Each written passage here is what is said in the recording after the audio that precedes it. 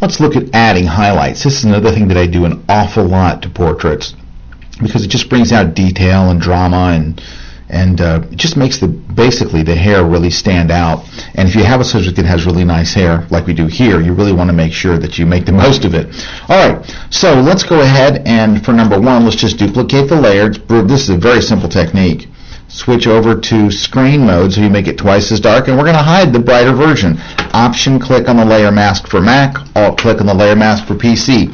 Go get yourself a brush, but you're only going to paint over the highlight areas. So we'll just get a nice big brush and kind of paint strokes over these highlight areas. I'm going to show you two ways to do this, by the way. This is just the first way. It's probably the quick and simplest way. Maybe a little in there, then a little over here. I just kind of actually paint where the highlights kind of were, and just a little bit over there. All right, now it's overdone, right? It's over the top, so we just then go ahead and dial it down. Let me zoom it in a little bit. Then we just dial it down to where it looks right, so maybe somewhere in there. All right, so let's back off and see what it looks like here. There we go. Let's just see. Big difference, huh? Look at the hair. Looks like a hair commercial. Looks like L'Oreal. Okay, so we'll try another photo. This was more of a high key shot. We'll look over here at this low key shot here where it really needs some help. So she has really nice hair, but the background is so dark, and I've only lit it from this other side that it didn't really come out the way I'd hoped it would. So let's zoom in a little bit so you can see the hair a little bit better. Let's duplicate the layer, but this time we'll try a different technique. Instead of just duplicating the layer and going to screen, this time we're going to go to levels. We're going to use a levels adjustment layer. It's important to use the adjustment layer, and you'll see why in just a second. So let's go ahead and add a little bit here and some highlights. So we're increasing the midtones and the highlights both at the same time. Click OK. Then we're going to hide that levels adjustment behind the black mask by pressing Command I on Mac, Control I on PC. Now we can go in here and just kind of paint in where we want the highlights. And there's already plenty of them here. We just kind of have to go and accentuate them, right? And there's a little bit right here in a couple of spots. Maybe we can go a little smaller with this brush.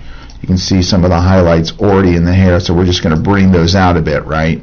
And again, it looks, it's overdone at first, but we'll go back and tweak it a little bit. There's a little bit of highlight back there, right in there, a little bit there. All right, I'm just kind of clicking, just doing little brush strokes. Those aren't really highlights. I guess it didn't hurt, but you really want to accentuate the highlights. All right, and now let's go to the opacity and drag it down to where it looks good, maybe somewhere in there. So look at the difference before and after. Let's back off so you can really see the whole thing. Look what a difference it made in the photo, maybe one smaller so it doesn't look jaggy. Look at the difference, how that just comes out right in there. It really just makes the hair just really come out. I do this on both men and women. It looks really great. It just it's so easy to do. The levels one will generally probably look the most realistic. The screen one, while quick and easy to do, it sometimes can affects the color more than levels does. Also, if you do a levels adjustment and you notice it does affect the color a little bit, here's what you do. Switch the mode from normal to luminosity, and that will usually take care of any color shifts, switching from normal in levels to luminosity. You can see it do a little bit here. Watch when I switch to luminosity. You see it just brings it back just that little bit. All right, there's one other thing I'm going to address. It's not really part of this highlights and hair thing, but if this was the image I was working on and I wanted to adjust something, this is actually part of the photo. It's her other sleeve is sticking on the other side, but it's putting a white area there that it's not where you really want people to look at. It's drawing attention away from her face and from her hair that you just added highlights to. So I would get rid of that. So let's look at, now this is a little bit of more of a low res image, so it's going to be, but here's how I would look at getting rid of that. I would probably keep you're not seeing enough of her arm to know that's her arm. So I would get the pen tool, make sure you've clicked on the second one, and let's kind of trace down where her natural contour is right there. So that little part goes away. So I've kind of just put a little selection on the area I want to adjust. Let's go ahead and do that again from scratch. So we're going to click once, go to the other area, click, hold, and drag downward, and then you're going to move the mouse to the left, which bends the thing to the right. So I encompass that area right there that I want to remove. then we'll just come back with a couple of clicks and go back where we started. I'm going to press Command Return on Mac or Control Enter on PC to put a selection around that area. And here's why. I want to get rid of this distracting area, but I don't want to accidentally erase any of her sweater.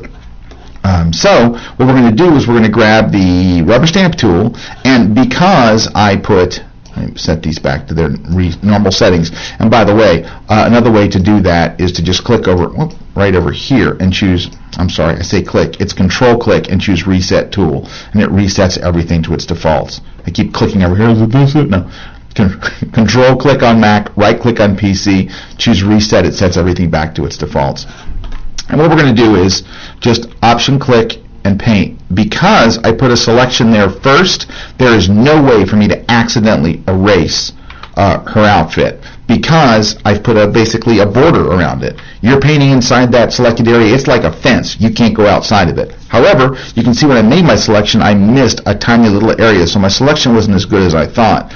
Let's try it again. Go in here and make sure we get that little bluish area. There we go.